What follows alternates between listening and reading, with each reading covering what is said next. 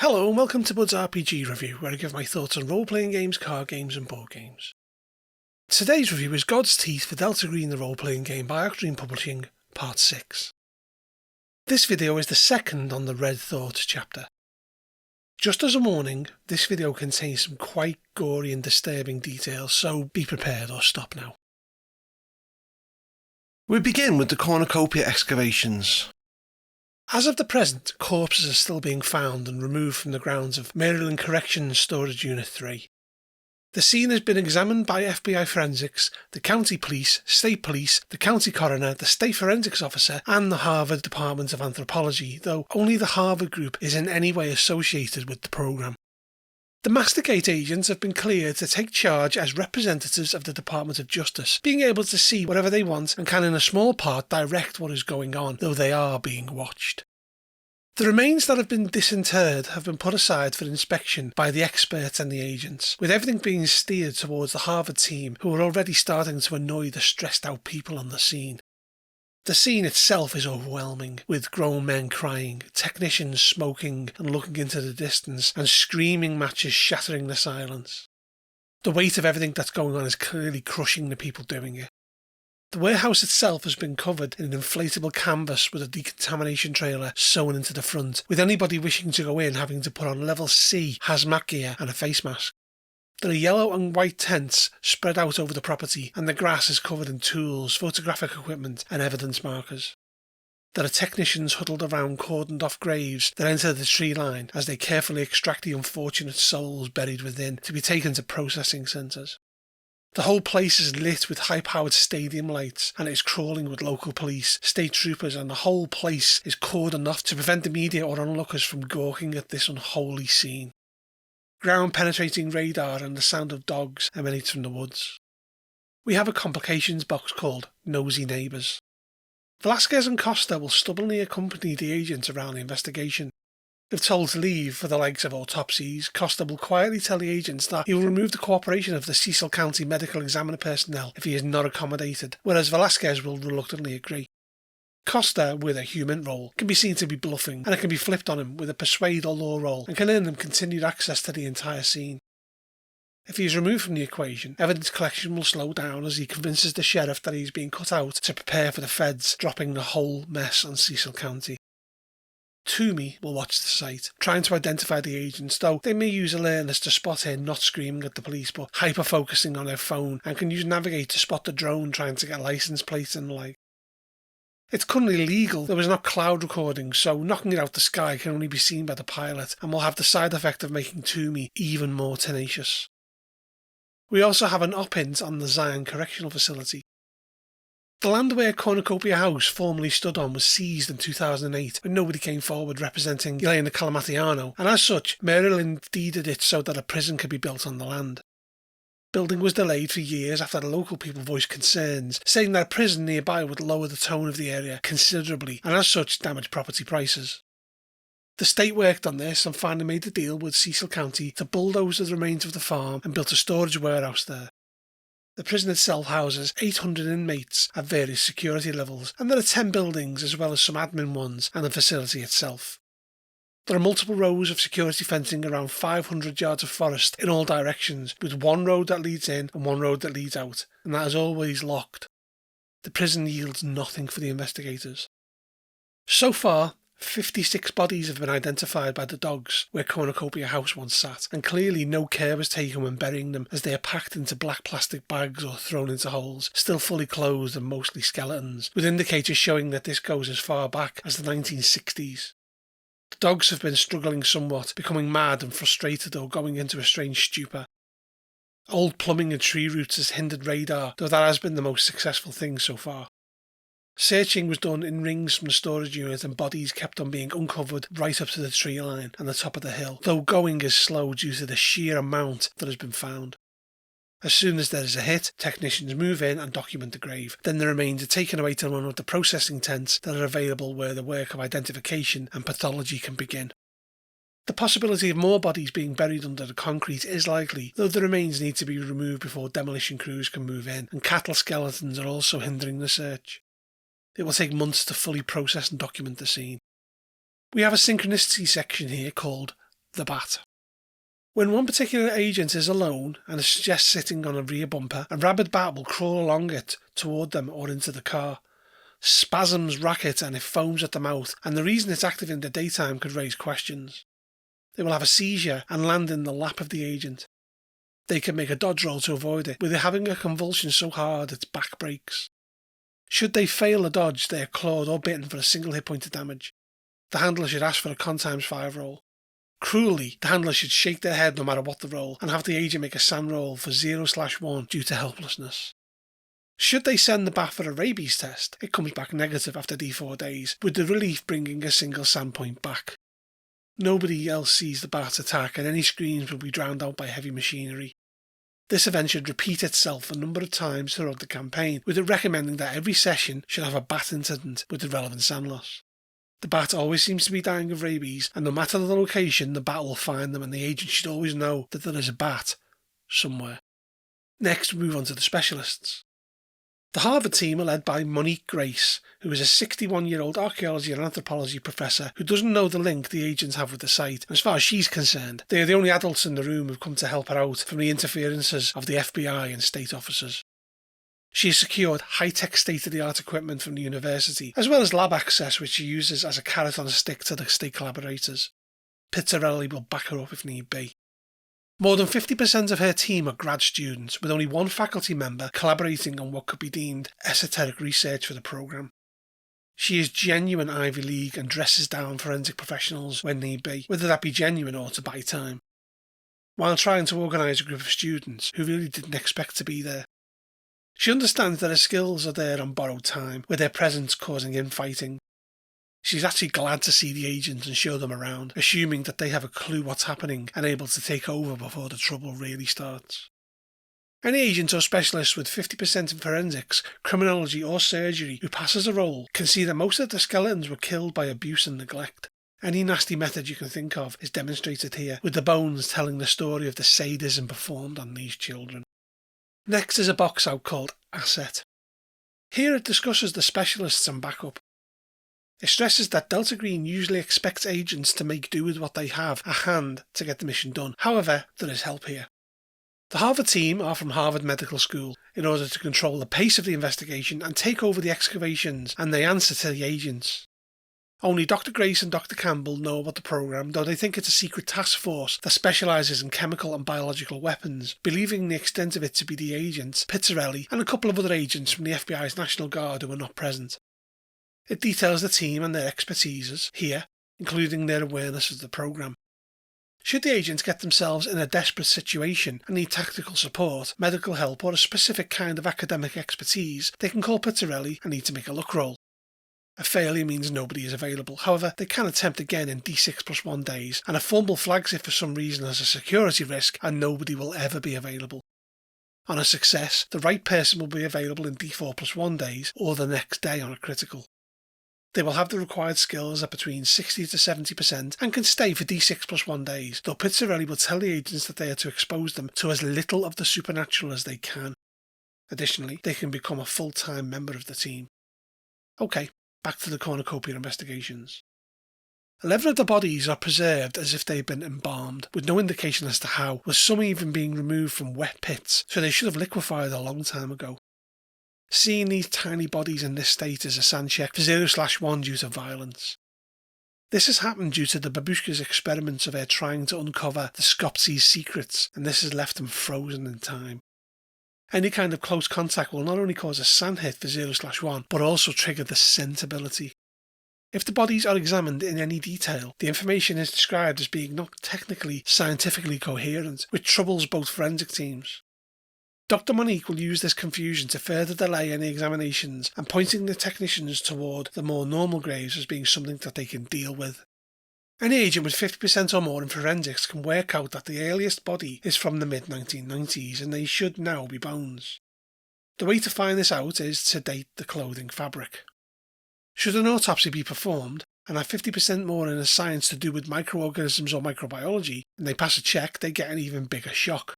The tissue of the skin is sterile. No bacteria or mold can be found there. Any culture that would ingest dead tissue dies on contact. Animals steer clear of it, and finding this out is a SAN roll for 0/1.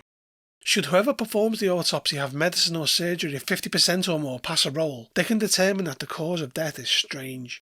In all of the preserved bodies, the cause of death seems to be an extreme Alzheimer's, with the brain showing glial scarring, though there is no sign of trauma, and the damage is far beyond what the examiner has ever seen before. They would have forgotten how to eat, swallow and breathe. Something made their brain incapable of remembering how to live. As expected, this cost 0/1 SAN from the unnatural. A failed roll or insufficient skill means that they believe whatever killed off the gut bacteria killed them. Dr. Grace will be concerned about the preserved bodies as she hasn't limited them to her team only. She's not questioning the strange preservation, and the more they find, the more she will have to manage, so the agents will have to find a plausible explanation for the child mummies. She would like them moved to a specialist facility. Next we have the stew. Out of all of the graves, 4 of them are filled with this vile black jelly, with soil dating showing that they are likely the most recent. There are not even any bones here. Dr. Grace's team are dealing with this while in biohazard suits, claiming that they are the only ones equipped to do so. The stew itself has strange properties. It has a kind of surface tension that stops it leaking out of the bags it was buried in, taking the shape of them. The black substance occasionally ripples or bubbles when bare skin comes next to it, not reacting at all to non-living substances.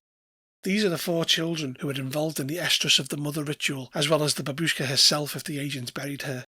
Any of the agents who tasted the estrus of the mother will lose 1/D6 SAN, as the smell of it will bring back nightmarish memories. They'll also awaken the scent in the god's teeth who it hasn't awoken for yet. If the stew is examined at a microscopic level using a relevant science skill of 50% or more, it will be determined that this looks like it never belonged to a human. Microbiological cultures died when they touched the mummified children, will thrive and grow when they come into contact with the stew. Animals will ignore the stew, however, if they eat it, over the next few days they will grow in strength and health, regrowing any body parts they were born without, and then start to mutate, tumours growing inside them until they die a horrific death. Observing this is a SAN of 0/1 hit, plus another if they see the cancer change them. Dr. Grace will keep everybody away from the stew and will contain or destroy it on the agent's direction, advising them to claim it as a non-human substance, maybe some kind of sewage or used oil. This is followed by a disinformation section called Forensic Conclusions. It advises using the on-scene specialists to use the evidence to imply a rough timeline to the agents. That being, after the orphanage is formed, the children were killed due to indiscriminate abuse by the staff, and that the dead were buried here without thought, going on until the 90s when the babushka used an unnatural means to murder them. Upon studying Kerry Houghton, they will find the same brain side effects as the mummified children, as did her predecessor Franklin Price. A complication here is leaks. Just one day after the agents began, Toomey will identify one of the grad students as Owen Becker, conduct an interview with them, and learn of the stew, as he was there when the first sample was collected, and before Dr. Grace ordered it to be restricted. Toomey will convince Becker that suppressing information reeks of a cover-up, and he has a responsibility to obtain a sample before it vanishes. A criminology or humint can spot Becker acting in a suspicious manner on the day he smuggles a vial of it home. If he is successful, an agent needs to make a luck roll. Success has the program catching Becker searching online for the contact information of the Baltimore Sun, and Masticate have to go to his apartment and find it before it's passed on. A failed luck roll means he doesn't store it properly and it kills him in his sleep, his corpse becoming an unnatural daughter, which will be found lurking over his dead body at the apartment. Following this, we move on to the death of Kerry Houghton. The woman that was found murdered by State Trooper Vivian Sawyer is identified as an unemployed retail worker, though the agents may have encountered her in 2001 as a social worker responsible for checking Cornucopia House. Where the body was found, there's still bloody puncture marks in the aluminium garage door of Unit 3. Her body is in an industrial refrigerator nearby. Her autopsy has been delayed by Pizzarelli, and she was originally stored in the Cecil County Coroner's Office. Maryland State Police turned her over to the FBI and the Harvard consultants, and she was subsequently returned to the scene of the crime. There are photos of how the body was found there, and the FBI technicians are busy digitising this information to show on a plasma TV. Her fingertips identify her as Kerry Houghton, and there are tabs which indicate surveillance footage. We have another disinformation box here which advises the handler what to do if Kerry Houghton died in 2001. It suggests changing it out for another caseworker, and whoever they are, they need to have been victims of the babushka's dread sorcery. Following this, we have a complication: audit. Costa and Velasquez will closely follow what the agents do, confirming what they do but not interfering. They will cooperate in order to confirm the evidence to stop it being misinterpreted, in order to imply that other agencies have not acted accordingly. Whenever the agents make a skill test when gathering clues about the murder of Kerry Houghton, the handler should determine if this information was available to the program only. Should Velasquez or Costa also have access, a luck roll is made by the handler. If it's a success, Velasquez will follow up on their work, and as an actual really good investigator with decent motives, her interpretation is correct even if the agent isn't, which makes her valuable to the agents if they can persuade her to cooperate, though this also makes her a threat to the program. If the luck roll fails, it's Costa who checks, and his work is short-sighted and self-serving, dismissing suggestions of the unnatural and using speculation. Should they encourage him, he could produce a significant amount of disinformation that they could use for their, and the program's, advantage. Then we move on to Houghton's body. An autopsy can be performed on her, and Dr. Monique and Ruiz could attend and help. She was 40 years old when she died, and is actually in good condition despite having been forensically processed and horribly murdered. She's so disfigured that seeing her causes a sign for 0/1 from violence. She has puncture wounds to her hands and above the collarbone. Her teeth were removed and her jaw was pried off, causing pressure that made her eyeballs burst. She seems to have died through a combination of shock and suffocation on her own blood. The amount of bruising also indicates that she was beaten and dragged from a different location, with scrapes to her toes showing that she was dragged to a sitting position before being pinned to the door using chisels and screwdrivers through her wrist, hand and shoulder, with the indication being that it was multiple assailants due to the pressure needed to perform this ghoulish act. She has a broken nose, missing hair and bruises on her brow, leading toward her being held back before her teeth were removed, even her molars. Her death would have been loud and violent. She looks to have been alive even as her jaw was torn off. It's not initially obvious how she died, though cardiac arrest seems likely. There are a number of anomalies. Firstly, a forensics of 50% or more will show that her body has little or none insect damage and killed between 2 to 3 am on Friday the 19th of August 2016 and then found about 7 pm the next day, so the lack of this kind of damage given the approximate 17-hour August heat is strange. A medicine or surgery roll of 50% or a roll for a skill below that will find a problem with her brain. Like the mummified children, it shows glial scarring, though widespread enough that the symptoms of dementia wouldn't have shown yet, though it wouldn't have been very far down the line. Her medical history shows no sign of early onset Alzheimer's, and the damage is mostly associated with chronic traumatic encephalopathy, or CTE as it's known, though she has no head injuries in her past, so this is odd. It looks like she had several years of head injuries from within her own skull. She was dressed in pyjamas and has no shoes. It looks like she was dragged from her home. The murder weapons are all present and belong to a maintenance worker at the prison called Kim Sun-Hoo, though he has been eliminated from the investigation as he has a cast iron alibi. When police checked the CCTV, they saw the tools fall from the back of his utility truck as he delivered some bed frames. 2 sets of prints were lifted from the murder weapons and are shown as belonging to a 19-year-old woman with no criminal record called Elle Gable, having been logged in the National Child Identification Program event in North Carolina in 2005 when she was 8 years old, having been taken there by the King Torino Children's Refuge. Her social security number is present and she seems to be off the grid. Anybody who viewed the Families Without Frontiers records can make an int×5 roll. If passed, they remember her as being one of the kids at Cornucopia House in 2001. The conclusions that can be drawn from the killing is that she was spirited away from her bed in the dead of night, which shows it was planned, as does the ritualistic sadistic murder. The strange thing is that they brought her to an empty warehouse seemingly unarmed and knew the murder weapons would be there waiting for them.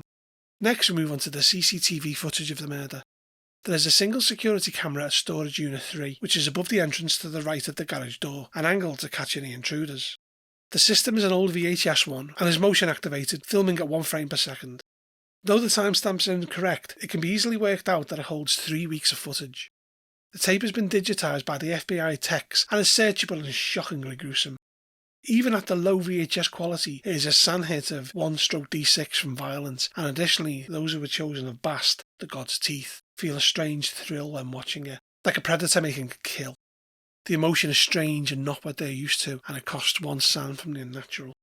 The actual murder is seen only in 1 frame stills, just off screen, and headlights light up the scene, indicating that they drove there.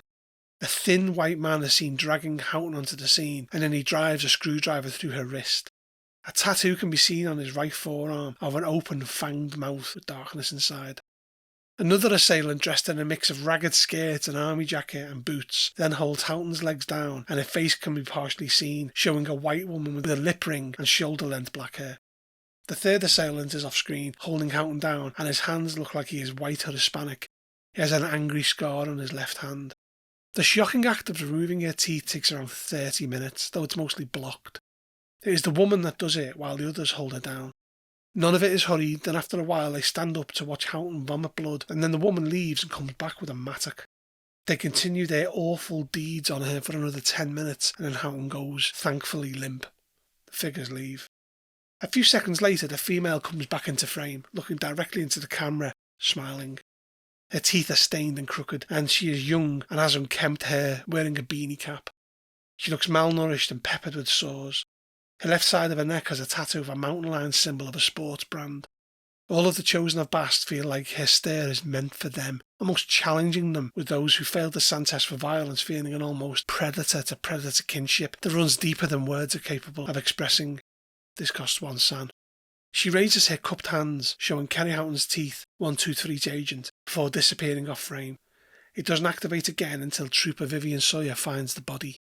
There's something strange about the footage, and if an agent makes a SIG-in roll, they realise that the location of the camera is visible and easy to smash or disable. The other thing is that if they check the camera out, it has a tinted glass dome on the front that obscures the camera lens. However, the female looked directly into it. Finally in this part we move to the dog. Should an agent watch the security footage from days before, each morning at 7:23 AM, the motion-activated camera snaps a single frame. The FBI technicians think it's a fault in the camera that is used to space the footage for timestamp continuity. Should an agent pass an alertness or search roll who has 50% or more in it, they notice a strange artifact in the top left corner.